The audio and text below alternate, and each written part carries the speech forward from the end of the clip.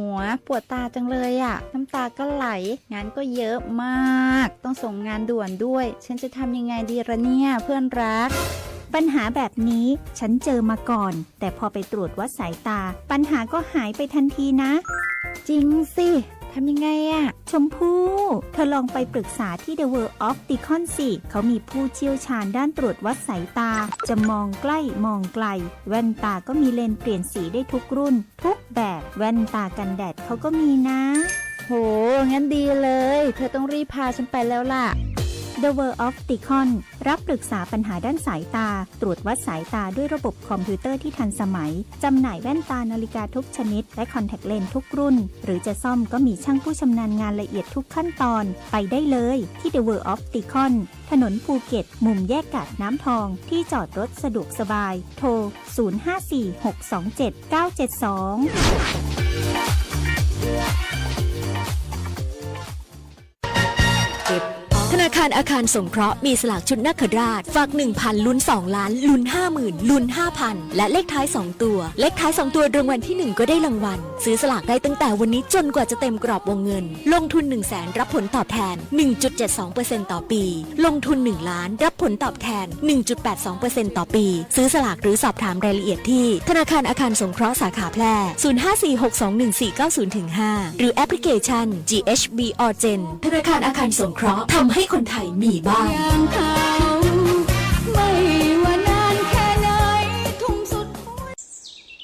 เป็นอะหยังเนี่ยนาเศร้าหน้าหมองกึดนักกะจะบอกคือขึ้นหักได้จะได้หรอก็เรื่องหนี้เรื่องสินเนี่ยมันกวนใจมันหาตังออกบ่ได้เนี่ยเอ้าเลยอย่างบอกไปลองปรึกษากองทุนฟื้นฟูและพัฒนาเกษตรกรพอได้ขึ้นทะเบียนเป็นสมาชิกกองทุนไว้กอแน่ถ้าจะยังบ่ฮู้แน่ๆก็ถ้าเป็นสมาชิกแล้วมีหนี้ในระบบเกี่ยวกับการเกษตรก็สามารถยื่นขอขึ้นทะเบียนหนี้กับสำนักงานกองทุนฟื้นฟูและพัฒนาเกษตรกรสาขาแปรได้เขาจะให้คำปรึกษาแล้วก็ช่วยแก้ไขปัญหาหนี้สินของเกษตรกรด้วยนะโอ้มันมีจีอี้ตัวอีมีเหมือนกันนะเฮาไปสมัครเข้าองค์กรหรือจัดตั้งกลุ่มใหม่รวมกันบ่น้อยกว่า50คนก็ได้แล้วก็ไปขอรายละเอียดยื่นเสนอแผนและโครงการเพื่อฟื้นฟูและพัฒนาอาชีพของเฮาแต่ถ้าเฮาบ่มีหนี้บ่มีสินนุจะมีอย่างมาส่งเสริมเกษตรกรพ้องอ๋อบ่ยากเลยปรึกษาสำนักงานกองทุนฟื้นฟูและพัฒนาเกษตรกรสาขาแปรตั้งอยู่ตีถนนกาดน้ำทองหลังบิ๊กซีแปรตำบลนาจักอำเภอเมืองแปรจังหวัดแปรโทร054-534-381เกษตรกรติดไปติดต่อบ่ได้เสียการใช้จ่ายใดๆทั้งสิ้นเด้อประกันไม่ใช่แค่เพียงธุรกิจที่เอามาขายคุณเพื่อเงินแต่ประกันเป็นการกระจายความเสี่ยงของคุณไปให้บริษัทประกันถ้าไม่เชื่องั้นลองฟังนี่ผมชื่อประกรณ์มีบ้านอยู่1 หลังอยู่มาวันหนึ่งแก๊สระเบิดบ้านผมก็หายไปคุณว่าใครจะรับผิดชอบให้ประกันถ้าเขาไม่ทำประกันทำประกันเถอะครับจะประกันไหนๆก็อุ่นใจเมื่อมีประกันคปภ.สำนักงานคณะกรรมการกำกับและส่งเสริมการประกอบธุรกิจประกันภัย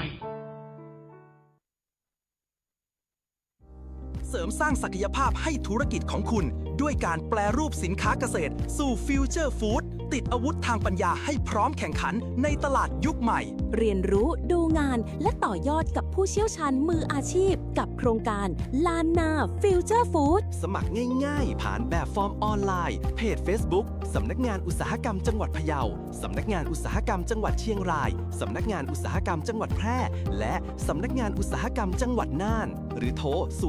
084-363-2216 สมัครฟรีรับจำนวนจำกัดเสริมศักยภาพวันนี้เพื่อความได้เปรียบในวันพรุ่งนี้ลานนาฟิวเจอร์ฟู้ดโอกาสดีๆที่คุณไม่ควรพลาด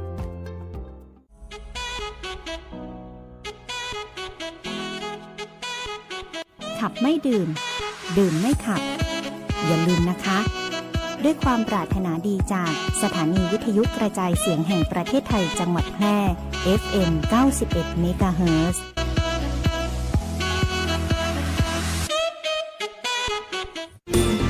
วิทยุแห่งประเทศไทยจังหวัดแพร่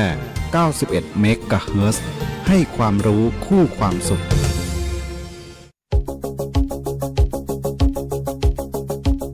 ข่ ข่าวสารฉับไวใกล้ตัวบริการทันใจร่วมแรงร่วมใจงานบ้านงานบุญประกวดราคาโปร่งใสและติดตามสภาพอากาศประจำวันโดยทีมข่าวสวทแพร่ FM 91 เมกะเฮิรตซ์สถานีข่าวดีของ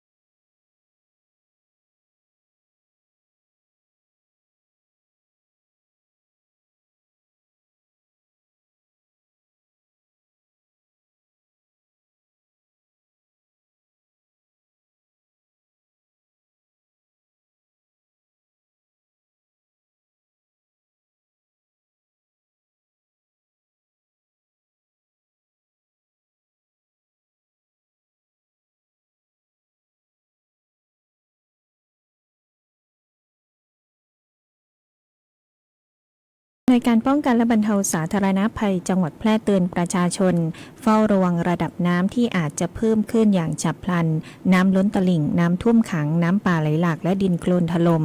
ส่วนสถานการณ์น้ำยมขณะนี้ยังไม่น่าเป็นห่วง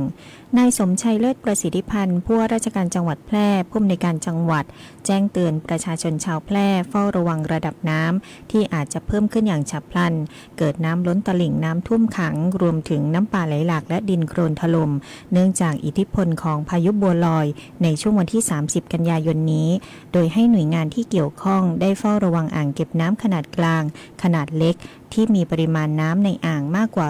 80%ของความจุเก็บกักพื้นที่ลุ่มต่ำเฝ้าระวังน้ำท่วมขังน้ำท่วมซ้ำซากอาจเกิดความเสียหายต่อผลผลิตทางการเกษตรซึ่งน้ำในแม่น้ำยมพื้นที่จังหวัดแพร่ขณะนี้ยังอยู่ในสถานการณ์ปกติยังไม่น่าเป็นห่วงขอให้ประชาชนอย่าตื่นตระหนกและติดตามข่าวสารจากหน่วยงานที่เชื่อถือได้หากช่วงที่เกิดพายุฝนให้ระมัดระวังอันตรายจากฟ้าผ่าหลีกเลี่ยงการอยู่ในที่โล่งแจ้งใต้ต้นไม้ใหญ่สิ่งปลูกสร้างป้ายโฆษณาที่ไม่แข็งแรงเพิ่มความระมัดระวังในการสัญจรและระวังกระแสไฟฟ้ารั่วเพราะอาจจะเป็นอันตรายต่อชีวิตและทรัพย์สินได้ขอให้ผู้ที่อยู่ในพื้นที่เสี่ยงภัยได้ปฏิบัติตามคำเตือนอย่างเคร่งครัดหากประชาชนประสบอันตรายต้องการความช่วยเหลือให้แจ้งมาได้ที่สำนักงานป้องกันและบรรเทาสาธารณภัยจังหวัดแพร่หมายเลขโทรศัพท์054-522-513หรือสายด่วนปพ1784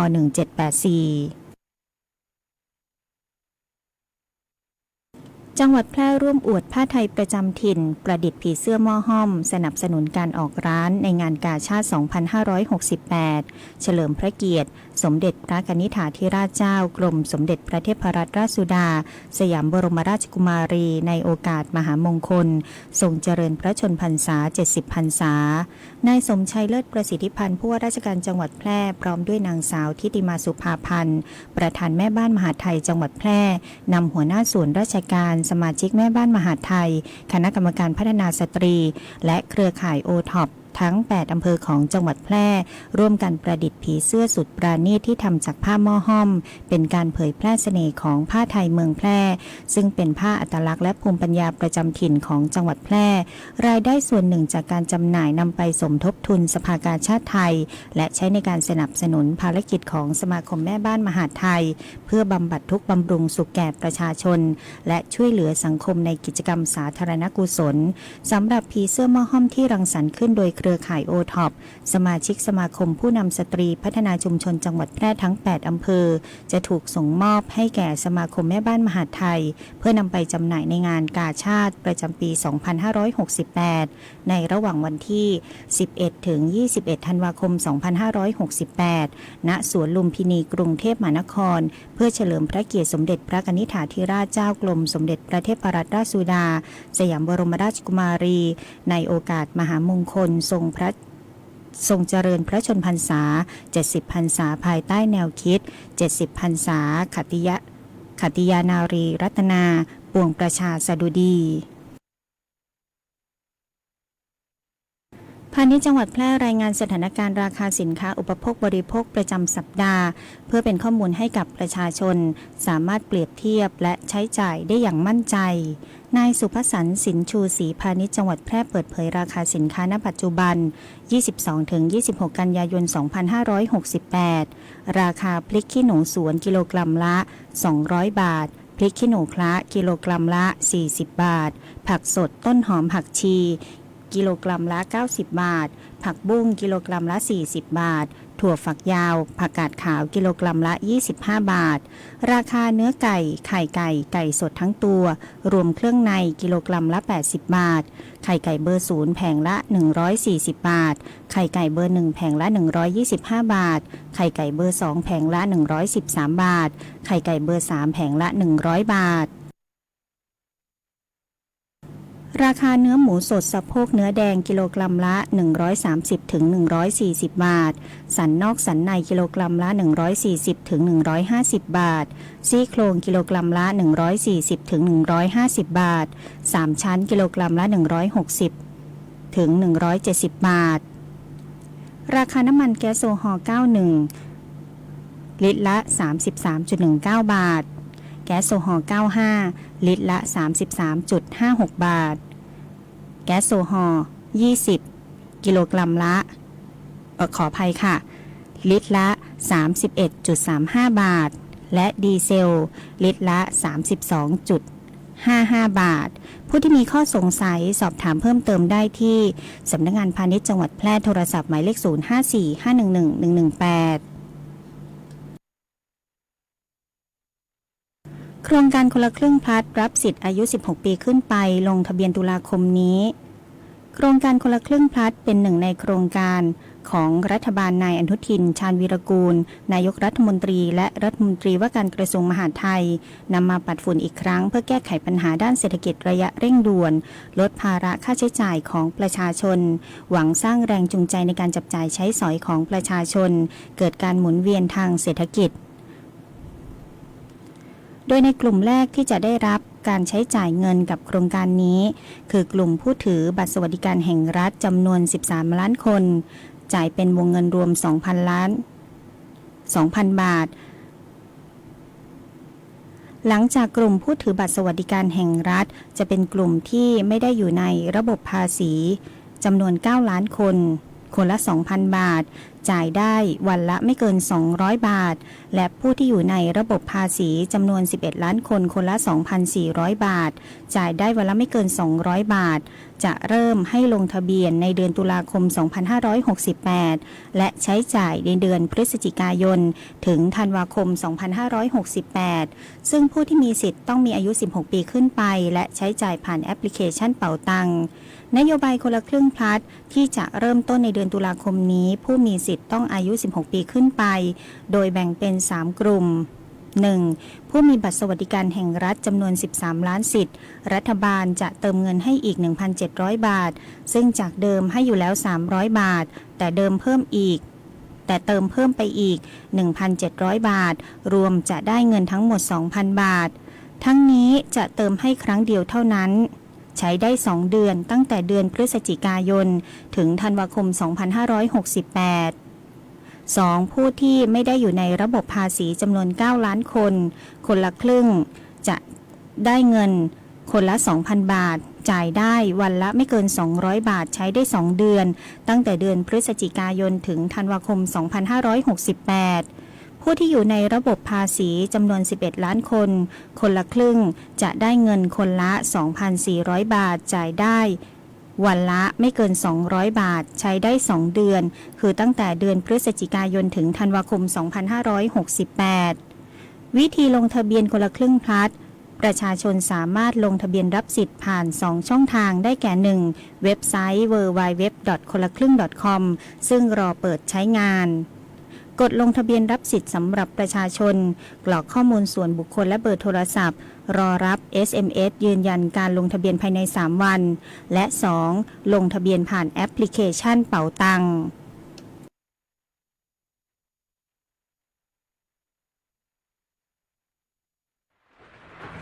ฝนตกหนักน้ำท่วม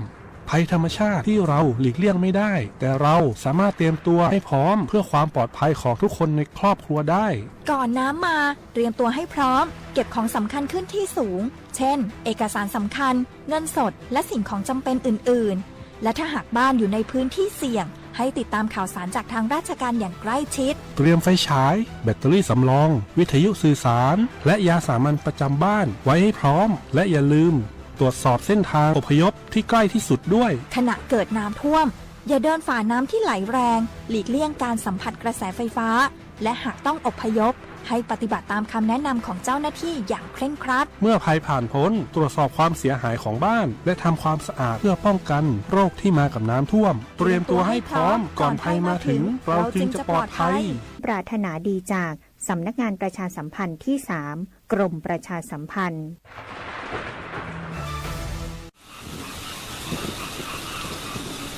องค์การบริหารส่วนจังหวัดแพร่เชิญชวนประชาชนดูแลฟื้นฟูบ้านเรือนหลังน้ำท่วมด้วยการลื้อล่างหลังน้ำลดเนี่ยจะได้พองถุงดำใจสำหรับรวบรวมเศษขยะถุงบรรจุสิ่งปฏิกูลพลาสติกที่บรรจุสิ่งปฏิกูลจากการขับถ่ายในช่วงน้ำท่วม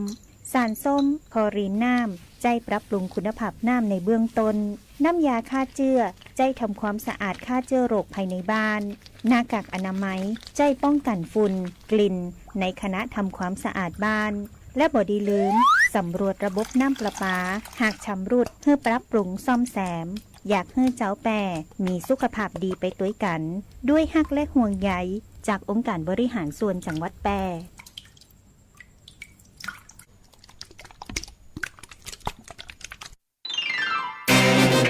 กฎหมายง่ายจังแค่ฟังก็เข้าใจโดยสำนักงานกิจการยุติธรรมตอนลิ้นชักหนูพัง เจ๊แบบเนี้ยหนูไม่ยอมนะเจ๊อะไรไม่ยอมอะไรก็เลี้ยงชักในห้องหนูพังเจ๊ในฐานะเจ้าของห้องเช่าก็ต้องรับผิดชอบให้หนูเพราะกฎหมายเขาก็เขียนบอกไว้ถ้าเจ๊ไม่จ่ายค่าซ่อมให้หนูจะแจ้งตำรวจใจเย็นๆก่อนนะอย่าเพิ่งให้ถึงตำรวจเลยแล้วลิ้นชักมันพังได้ยังไงเจ๊อุตส่าห์ซื้อของดีที่สุดจากเมืองจีนเลยนะโอ้ยก็วันนั้นน่ะหลอดไฟห้องหนูมันเสียหนูก็เลยขึ้นไปเปลี่ยนเก้าอี้ก็หายไปไหนหมดไม่รู้หนูเลยเอาลิ้นชักปีนขึ้นไปเปลี่ยนหลอดไฟก่อนพอก้าวขาได้ข้างหนึ่งอีกข้างหนึ่งยังไม่ทันได้ขึ้นเลยเจ๊มันดันคล่อมหักซะก่อนหนูเจ็บก้นไปหมดแล้วเนี่ยเอ้าก็ทำตัวแบบเนี้ย เจ๊ไม่จ่ายให้หรอกนะลิ้นชักมันก็มีไว้เก็บของไม่ได้มีไว้ให้ปีนถูกต้องแล้วค่ะ หากสิ่งของในห้องเช่าเกิดความเสียหายผู้ให้เช่าย่อมมีหน้าที่ในการซ่อมแซมหรือชดใช้ค่าเสียหายแต่ในกรณีเป็นความเสียหายที่เกิดขึ้นจากการใช้งานผิดประเภทผู้เช่าจะต้องชดใช้ค่าเสียหายเองซึ่งชดใช้ได้ตั้งแต่การแก้ไขให้กลับมาใช้งานได้ดังเดิมหรือชดใช้ค่าเสียหายหรือเปลี่ยนของใหม่มาทดแทนนั่นเองค่ะไม่น่าเลยเราเจ็บตัวแล้วยังต้องมาเสียตังค์อีกหากสงสัยเรื่องกฎหมายหรือได้รับความไม่เป็นธรรมติดต่อสำนักงานยุติธรรมจังหวัดทั่วประเทศหรือโทรสายด่วนยุติธรรม1111กด77นะจะบอกให้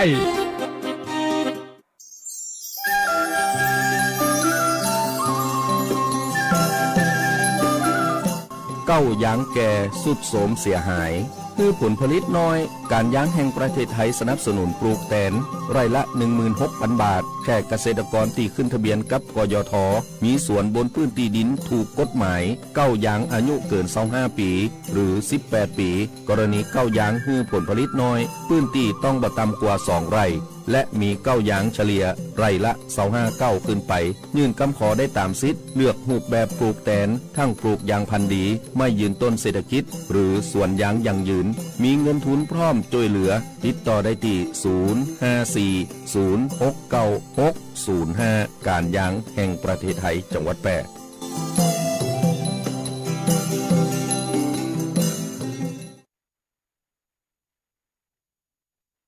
มาติดตามพยากรณ์อากาศจากสถานีอุตุนิยมวิทยาแพร่